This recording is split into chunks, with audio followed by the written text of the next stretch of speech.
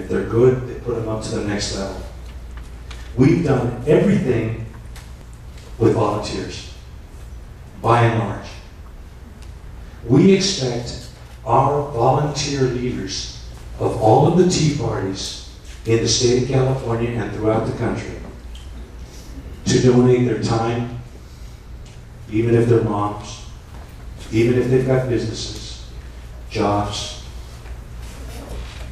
other responsibilities, families. We expect them to dedicate their time and effort for free to help us to fight for freedom. How much better would it be if somehow, as different organizations, we were able to get, and still they do it, which is amazing. I find that absolutely phenomenally amazing at what can be accomplished by these people that are the leaders of your Tea Parties and my Tea Parties. They do this stuff. And I know my schedule is ridiculous, but when I look at what they do, it is a miracle. How much better would it be if they didn't have to worry about working at the grocery store or doing something like that, but they can actually receive some compensation for doing this leadership and team building and effort that is going on here and spawning up new groups in other locations, in other cities, and other towns, and actually do that as a profession with your support. And if they don't do it well enough or they get burned out, it's free enterprise. You change it. But we have some people, imagine, who do what they do as volunteers. If they didn't have to worry about putting food on the table, because they're living on their savings because the Obama administration has wiped out their business, and they still are dedicated enough to do what they do. So professionalizing at least some of our leaders would be a very positive thing for us. But it's something that we have to get over that hump. I know what the feeling is. You get money involved, you screw up the deal. That is true unless you are talking about people who believe and understand the difference between right and wrong. Where you're not, the pool isn't polluted by knuckleheads and leftists. Or people who believe in free enterprise and responsibility and who appreciate hard work and recognize talent. And as a group, we can do that. So, over the long haul, we're fighting professionals, and we'll never beat them as idealistic, well-intentioned, sometimes starry-eyed participants. I get paid for what I do. I am, to be honest with you, the lowest paid lobbyist in Sacramento. What I make would probably scare a lot of you folks for what I do. But this is my mission field, and I make enough of income to provide for my family and still do this calling that we have. And I'm not unique. You have people, even in your own midst, and throughout California, in every group that I've met, who, if they could do what I do for the Tea Parties, this thing would be a monster that would make the goosebumps on the back of your neck stand up permanently. We're in a lifelong fight, protracted conflict with those who do evil. Part-time effort. It's hard to cut it. It's hard to make it happen. That's the reality. If I wasn't getting paid and the guys at NRA weren't getting paid, we wouldn't have full-time lobbyists who are there every day that the legislature is in session to watch it. They take a bill and gut the entire content of the bill and put in an anti-gun bill, completely subvert the committee process and get a bill signed into law at the end of the year. And the same is true with every other issue. The good guys who think politically are a small minority, but so what? We always have been and we always will be. But so are the leftists. Amateurs rarely succeed in electing anyone for higher offices. Mr. Smith Goes to Washington makes for a good movie, happy tears and spilled popcorn, but that's about it. And besides, he was appointed, not elected. Remember the movie. American traditionalists will run government when they organize. We're on the way.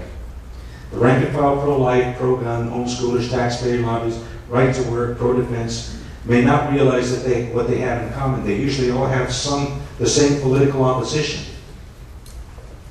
Can you imagine that? Our opponents are all the same people. In a lot of cases, they don't even know that. As long as each organization's leadership understands the need to network with the other conservative groups, that is what really matters. We need to work together. No battle should be engaged without considering long-range goals and the residual benefits gained. In other words, don't get into a fight unless you're going to come out with something of value. You're going to come out with a mailing list. You're going to come out with new volunteers that, even if they lost, are hot on this issue. You're going to come up with new donors, people who might not be able to work but can provide some resources. New people that provide the infrastructure, the signs, the food, or the things that we need, the transportation that we need to make these things happen. If you go into a fight and don't come out with at least some of those things, the fight probably wasn't worth getting involved in.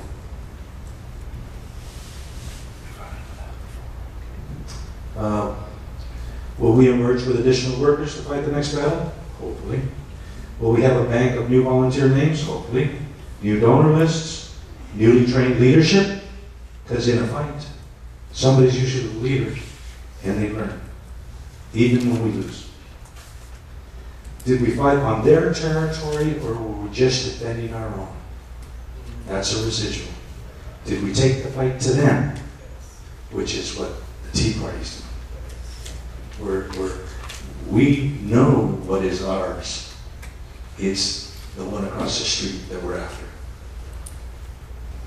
Did we reframe the issue, build for the future? Did we divert their leftist designs and profit from their mistakes? When the left look upon this as a loss, and will they look upon it as a loss, and did they gain any ground at our expense? That's a real evaluation we have to make, and we have to be honest. Was the fight really worth the effort, or should we have used our energy and money elsewhere? Did we emerge from the confrontation depressed or elated? That's a key sign. If we get into a fight and we come out and go, yes, that was cool, you know you won. If you come away saying, dang, man, it was an opportunity lost, then we have to really evaluate what we did and if we should do it again. Are our forces ready for the next engagement? That's an indication that you're winning. We just finished this fight, we're brushing ourselves off, we're enjoying a little downtime, R&R, but are we ready to go? We need to be planning our next protest rally. Instead of 300,000 people, we need to get 3 million people there. And what are we going to do it? And we're anxious to do it. As opposed to sitting there going, oh man, we only got 300,000 people at the Capitol. We were supposed to get 1 million. We're never going to do that. In that case, you probably shouldn't have done it at all. 1.7 million, while it should be 3.4 million next time. Yeah. Well, I believe it. I saw it. Be brutally honest and objective. No Pollyanna. Be objective. Be honest. Take a look at the fight you just got into, the battle that you just endured. Was it the right battle? Did you do it the right way? Were you honest and true to yourself? Did you take every opportunity to just kick the liberal where the sun don't shine with glee every time, with a smile on your face, in the best Christian, positive manner you could live? We can learn from our enemy's methodology without having to adopt any of their fallacious premises or underhanded tactics. They look for weaknesses and then exploit them. So should we. We can fight them without being like them. We should fight them without being like them. And the only way we will win is if we fight them without being like them. They build residuals, so can we. They think in terms of victory. I'm going to change that, so must we.